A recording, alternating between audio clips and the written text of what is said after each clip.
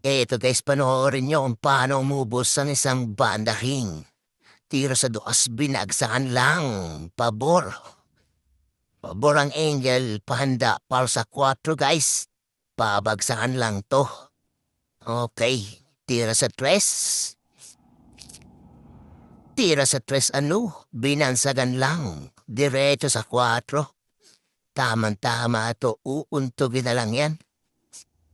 Okay. Hatak na lang to guys. Hatak. May Angel ulit yan pag nahatak.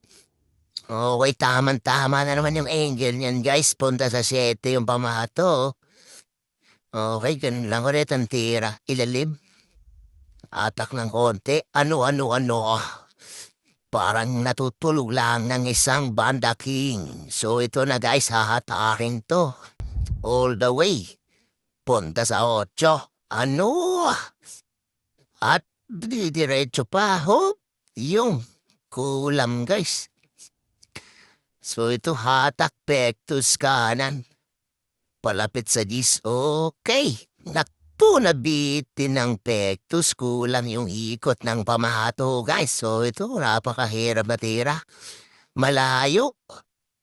Naku, last ball. Kabado. Ano? Parang natutulog lang.